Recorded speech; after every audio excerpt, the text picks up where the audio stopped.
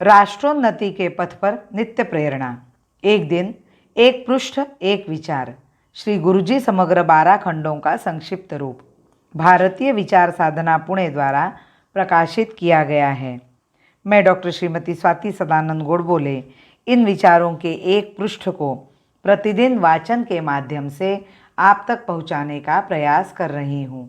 यह प्रकाशित विचार हमें प्रतिदिन प्रेरणा देते रहेंगे।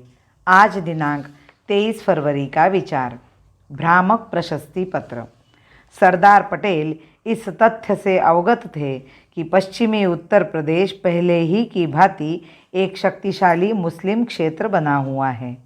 वह नहीं चाहते थे कि एक मुस्लिम पट्टे द्वारा उसका संबंध पश्चिमी पाकिस्तान से जुड़े। अतः उन्होंने पहले से ही इस बात के लिए सावधानी से काम लिया था कि विभाजन के पश्चात पूर्वी पंजाब से निकाले हुए मुसलमान पश्चिमी पाकिस्तान से उत्तर प्रदेश तक लगातार एक मुस्लिम श्रृंखला बनाने के लिए कहीं पश्चिमी पंजाब के निकट ही न बस जाए। किंतु आचार्य विनोबा भावे के दबाव से मुसलमानों को पहले ही गुड़गांव जिले के निकट पुनर्वास के लिए आज्ञा दे दी गई। अब उन क्षेत्रों में 4 लाख से अधिक मुसलमान बस चुके हैं। इस बात से निश्चित लक्षण प्रकट हो रहे हैं कि सन 1946-47 के समान ही एक विस्फोटक स्थिति शीघ्रता से उत्पन्न होती चली जा रही है और पता नहीं कि कब उसका विस्फोट हो जाए। ठीक दिल्ली से रामपुर और लखनऊ तक मुसलमान एक भयंकर योजना तैयार कर रहे हैं।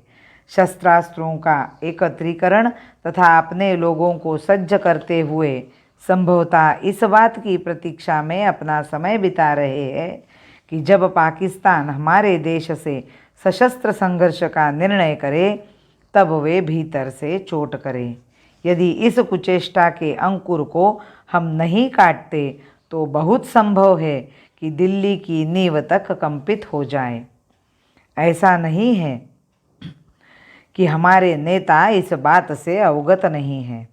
गुप्तचर विभाग उन्हें ठीक सूचनाएं देता है, किंतु यह प्रतीत होता है कि उनकी दृष्टि में केवल चुनाव रहता है और चुनाव का अर्थ वोट प्राप्त करना, जिसका अर्थ होता है जनता के उन वर्गों का तुष्टीकरण करना जिनके पास मतों की अच्छी और ठोस संख्या रहती है। मुसलमान इस प्रकार की ठोस संख्या वाला वर्ग है। इस सब तुष्टीकरण के मूल में यही तथ्य है जिसका परिणाम घातक होता है। दक्षिण में मुस्लिम लीग ने अपने कुत्सित सिर को पुनः उठाया है। पाकिस्तान के निर्माण ने उत्तर में हिंदुओं को कम से कम कुछ समय के लिए तो मुस्लिम लीग के संकट के प्रति जागरूक कर दिया है। इसीलिए लीग के नेताओं ने अपने मुख्यवास दक्षिण में स्थानांतरित कर लिए हैं। कांग्रेस ने अपने अतीत के अनुभव से कोई शिक्षा ग्रहण नहीं की। उसने यह भी विचार नहीं किया कि मुस्लिम लीग का ही अनुनय करने से हमारे देश पर पाकिस्तान की विपत्ति आई है। उसने सन 1957 में चुनावों के अंतर्गत एक बार पुनः उसी देशद्रोही दल को आलिंगन करने के लिए अपनी बाहें फैला दी और उनके इस स्पष्ट राष्ट्र विरोधी कृत्य के समर्थन के लिए पंडित जवाहरलाल नेहरू ने मुस्लिम लीग को यह कहकर देशभक्ति का एक उज्जवल प्रमाण पत्र भी दे दिया कि वह नवीन दल पुरानी मुस्लिम लीग नहीं है, वरन एक नया देशभक्त दल है जो अपनी जाति एवं धर्म के प्रति भक्ति रखता है। देशभक्ति की कैसी अद्भुत परिभाषा है ये! किंतु हमारे पंडित जी के दुर्भाग्य से दूसरे ही दिन अखिल भारतीय मुस्लिम लीग के अध्यक्ष ने यह वक्तव्य प्रकाशित किया कि उनका दल वही पुराना दल है जिसमें परिवर्तन की छाया भी नहीं है। इस धरती में शकहून मिटे, गजनी घोरी अब्दाली।